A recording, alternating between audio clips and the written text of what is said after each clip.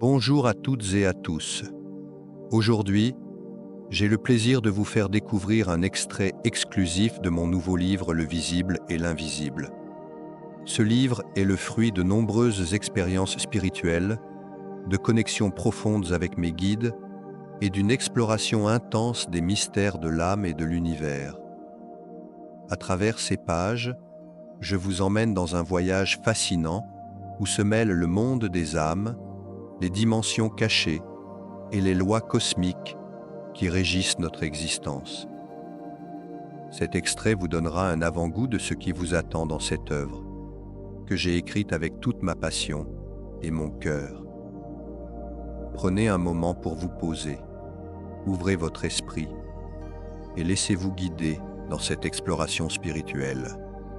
Bonne écoute. Le visible et l'invisible, message de bienveillance.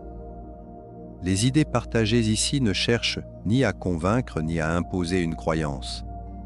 Elles s'adressent à ceux qui ressentent l'appel de l'invisible, à ceux en quête de lumière et de compréhension.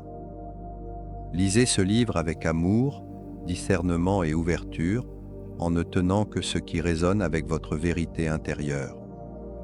Chapitre 1. La quête du sens et la frontière entre le visible et l'invisible. Depuis la nuit des temps, l'humanité s'interroge sur ce qui se cache au-delà du dernier souffle.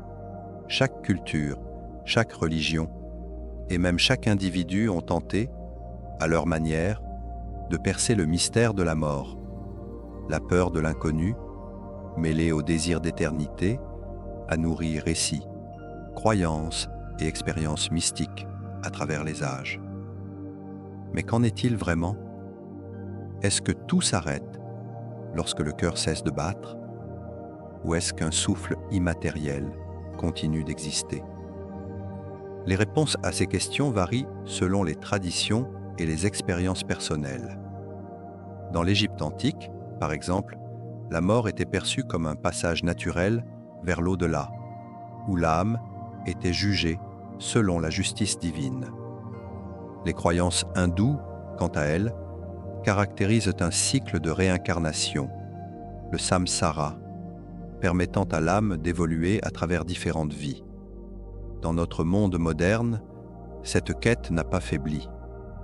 La science s'est penchée sur les expériences de mort imminente, EMI, rapportées par des milliers de personnes à travers le globe.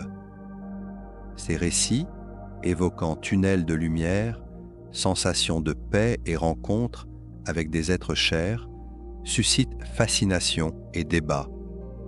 Bien que la science propose souvent des explications neurologiques, le mystère persiste, laissant entrevoir une réalité bien plus vaste, le visible et l'invisible, une dualité indissociable. La vie et la mort ne sont pas opposées, elles forment un tout, un cycle perpétuel d'énergie et de transformation.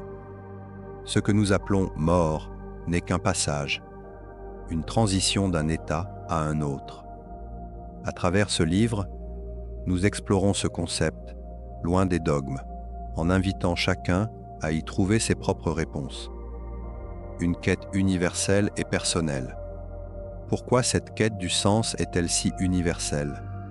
Parce qu'elle touche à l'essence même de notre humanité. La perte d'êtres chers nous pousse à chercher des réponses. Où sont-ils partis ? Peuvent-ils encore nous voir ? Quel sera notre propre destin après la vie ? Ces interrogations, bien que personnelles, résonnent à travers toutes les civilisations. Mais au-delà des croyances collectives, il existe une vérité intime, unique à chacun. Ce livre vous invite à découvrir cette vérité en vous-même. Le rôle des guides spirituels est ce que vous trouverez dans ce livre. Au fil des chapitres, nous explorons les mystères de l'âme, des plans de conscience et des guides spirituels. Ces présences bienveillantes nous accompagnent dans notre évolution, éclairant notre chemin dans les moments de doute. Vous découvrirez également les mécanismes de la réincarnation, les mondes parallèles et les lois universelles qui guident notre parcours. Ce livre se veut un compagnon de voyage. n'apporte pas toutes les réponses, mais il ouvre des portes, éclaire des chemins et offre une nouvelle perspective sur la vie après la mort. Un voyage au cœur du mystère. Préparez-vous à un voyage unique. Ensemble, nous explorons les liens subtils qui unissent le visible et l'invisible, avec pour guide une intention profonde: vous offrir compréhension, espoir et paix. Bienvenue dans ce voyage à travers le visible et l'invisible. Chapitre 2. Le moment du décès. La séparation de l'âme et du corps physique. Le moment de la mort physique est souvent perçu comme une fin brutale et irréversible. Pourtant, pour l'âme, il s'agit avant tout d'une libération. Ce passage charnière marque la séparation entre la matière et l'énergie, entre le visible et l'invisible. Mais que se passe-t-il exactement lorsque le corps rend son dernier souffle? Que ressent l'âme à cet instant précis? La rupture du cordon d'argent. Dans de nombreuses traditions spirituelles, un lien énergétique, souvent appelé cordon d'argent, relie l'âme au corps physique tout au long de la vie terrestre. Au moment du décès, ce cordon se rompt, marquant la fin de cette connexion. Ce phénomène, bien que fondamental, est décrit comme naturel et paisible dans la plupart des cas. Lors d'une mort naturelle, par exemple dans le sommeil ou à un âge avancé, cette séparation est souvent accompagnée d'un profond sentiment de paix. En revanche, une mort soudaine ou violente peut engendrer une certaine confusion pour l'âme ou un attachement temporaire au plan terrestre. Le moment de la conscience élargie. Lorsque le cordon d'argent se rompt, l'âme entre dans un état de conscience élargi. Les limites physiques et mentales disparaissent, laissant place à une clarté absolue. De nombreux témoignages d'expériences de mort imminente, EMI, ont défini ce moment comme une sensation de flottement, une vision accumulée de l'environnement et une capacité à percevoir les événements avec une précision inhabituelle. Ce moment est également marqué par une libération totale de la douleur physique. L'âme ressent une légèreté incomparable, comme si elle abandonnait un poids immense. Certaines caractérisent une lumière douce et chaleureuse ou des voix réconfortantes les guidant doucement. L'apparition des guides spirituels. C'est souvent à cet instant que les guides spirituels apparaissent. Ces entités bienveillantes, qu'il s'agisse d'êtres chers décédés ou d'âmes expérimentées, jouent un rôle clé dans l'accompagnement de l'âme. Leur présence rassure, dissipe les peurs et invite à lâcher prise sur le monde matériel. Cependant, certaines âmes hésitent à suivre ces guides immédiatement. Elles peuvent être retenues par des attaches émotionnelles, des missions inachevées ou la peur de l'inconnu. Ce choix peut les maintenir dans un état intermédiaire, un sujet que nous approfondirons dans les prochains chapitres. La révision de la vie. Un phénomène fréquent au moment du décès est la révision de vie. L'âme revisite les moments significatifs de son existence, non pas à travers le prisme de l'ego, mais avec une conscience pure. Elle comprend alors l'impact de ses actions sur elle-même et sur les autres, avec une clarté et une vérité absolue. Ce processus n'est pas un jugement, mais une opportunité d'apprentissage. Il permet à l'âme de prendre conscience des leçons qu'elle a intégrées et des opportunités qu'elle a manquées. Ce moment est empreint de compassion et de pardon, ouvrant la voie à une libération intérieure. L'attachement résiduel au plan terrestre. Pour certaines âmes, la transition vers les plans supérieurs peut être perturbée par des attachements. Une mort violente, un regret profond ou des responsabilités laissées en suspens peuvent amener l'âme à rester temporairement dans un état intermédiaire. Ces âmes errantes observent parfois leurs proches ou cherchent à achever une tâche inachevée. Ce phénomène, bien que troublant, est souvent temporaire. Avec l'aide des guides spirituels ou des prières des vivants, ces âmes finissent par trouver le chemin vers la lumière, un passage essentiel à leur évolution. Une invitation à la lumière. Lorsque l'âme est prête, elle perçoit un appel irrésistible vers la lumière. Ce passage est ressenti comme une renaissance, un retour à une paix infinie et à un amour inconditionnel. L'âme quitte les limitations terrestres pour s'élever vers les plans de conscience supérieurs. Pour l'âme, ce moment est une libération.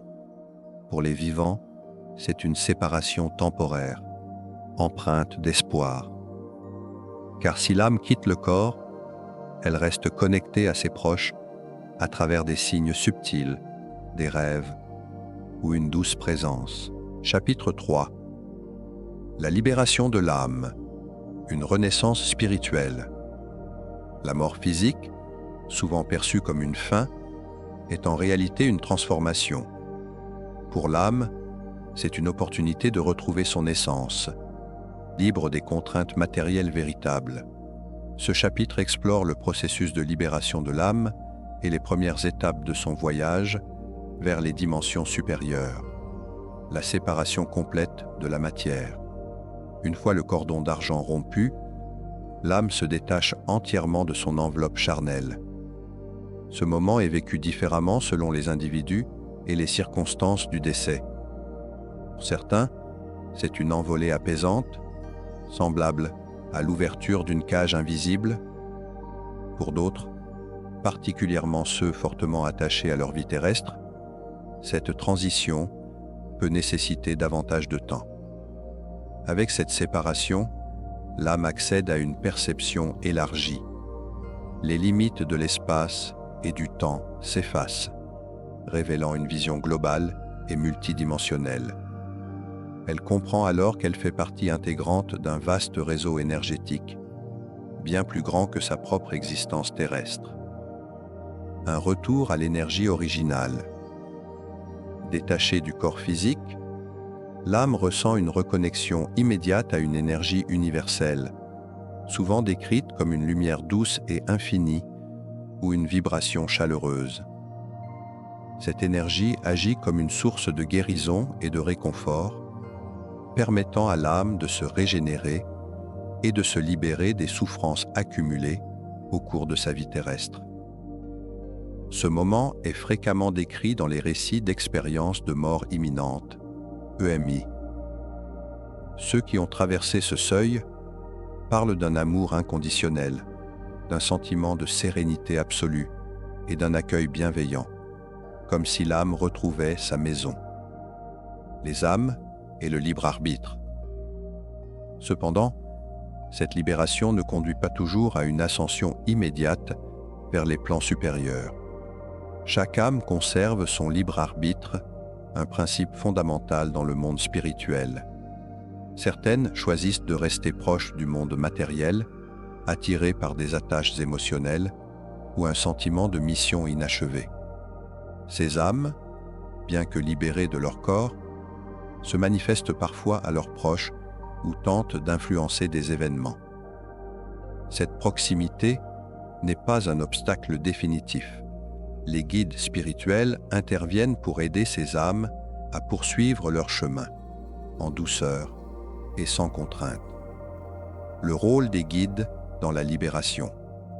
Les guides spirituels jouent un rôle essentiel dès les premiers instants après la mort. Ces présences lumineuses, qu'il s'agisse de proches décédés, d'entités spirituelles expérimentées ou d'autres âmes bienveillantes, sont là pour guider et réconforter. Leur mission est d'aider l'âme à lâcher prise sur ses attaches terrestres et à avancer vers des dimensions supérieures. Ils ne forcent jamais l'âme, respectant son rythme et son libre arbitre, mais leur présence agit comme une lumière dans l'obscurité, montrant le chemin. Une renaissance spirituelle. La libération de l'âme marque le début d'une renaissance spirituelle. Libérée des limitations physiques, l'âme s'ouvre à de nouvelles dimensions de conscience, découvrant des réalités bien au-delà de ce qu'elle avait connu sur Terre. Cette renaissance n'efface pas le passé, mais l'intègre. Les leçons apprises, les épreuves traversées et les amours vécus enrichissent l'essence de l'âme, lui permettant d'évoluer et de progresser dans son voyage spirituel. Chaque étape de ce chemin est une opportunité de comprendre davantage le sens profond de l'existence. Chapitre 4. Les mondes parallèles. L'âme attachée à la matière. La mort physique ne marque pas toujours une coupure nette avec le monde terrestre. Certaines âmes, pour diverses raisons, restent liées à la matière, évoluant dans un monde parallèle. Ce chapitre explore ces dimensions intermédiaires où résident les âmes qui n'ont pas encore achevé leur transition. Qu'est-ce qu'un monde parallèle ? Un monde parallèle est une dimension énergétique qui coexiste avec notre réalité physique. Bien qu'invisible à nos sens, il est palpable pour certaines âmes et perceptible par ceux qui possèdent des facultés médiumniques. Ces espaces sont peuplés d'âmes qui, pour des raisons variées, ne sont pas encore prêtes à s'élever vers les plans de conscience supérieurs. Ces dimensions ne sont ni bonnes ni mauvaises. Elles représentent simplement des lieux de transition où les âmes peuvent résoudre leurs attachements, leurs peurs ou leurs traumatismes avant de poursuivre leur évolution. Pourquoi certaines âmes restent attachées à la matière ? Les raisons pour lesquelles une âme reste liée à la matière sont multiples. Voici les principales. Une mort soudaine ou violente. Les âmes qui décèdent de manière brutale, comme lors d'un accident ou d'un meurtre, peuvent éprouver une grande confusion. Incapables d'accepter leur décès, elles errent souvent dans un état de choc, cherchant à comprendre ce qui leur est arrivé.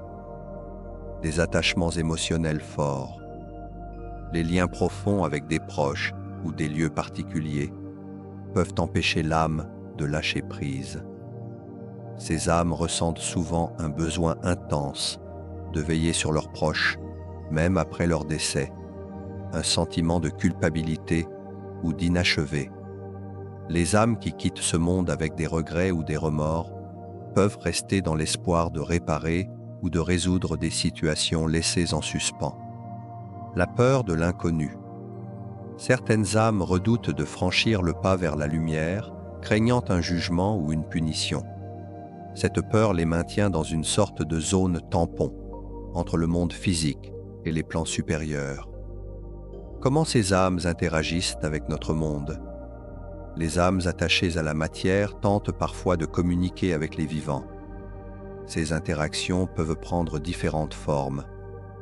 Une sensation de présence dans une pièce, des objets déplacés ou tombant sans explication, des rêves vivaces où l'âme tente de transmettre un message.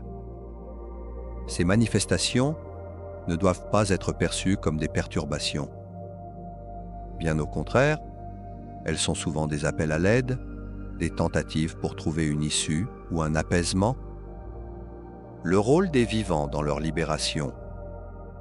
Les vivants ont un rôle essentiel à jouer dans l'apaisement de ces âmes. La prière, les pensées bienveillantes et les rituels de passage sont autant d'outils pour les aider à se détacher de la matière et à poursuivre leur voyage. Les médiums et les praticiens spirituels peuvent également intervenir, en guidant ces âmes vers une prise de conscience de leur état et en les accompagnant vers la lumière. Une étape temporaire. Il est important de souligner que les âmes attachées à la matière ne restent pas éternellement dans cet état. Avec le temps, ou grâce à l'intervention des guides spirituels, elles finissent par surmonter leurs peurs ou leurs attachements. Cette transition, bien que parfois longue, est un processus naturel qui les mène vers la lumière et la paix. Les leçons des âmes attachées à la matière. Ces âmes nous rappellent que vivre pleinement et résoudre nos conflits intérieurs de notre vivant est essentiel. Elles nous enseignent que chaque instant compte et que la vie, comme la mort, est un processus continu d'apprentissage et de libération. En comprenant leur parcours, nous apprenons à cultiver l'amour, le pardon et le détachement, des clés précieuses pour notre propre évolution spirituelle. Merci à toutes et à tous d'avoir pris le temps d'écouter cet extrait de Le visible et l'invisible. J'espère qu'il vous a touché et inspiré. Ce livre, composé de 45 chapitres, explore en profondeur les mystères de l'âme, les dimensions invisibles et les grandes lois qui régissent notre existence spirituelle. Il sera disponible très prochainement et vous pouvez dès maintenant le précommander.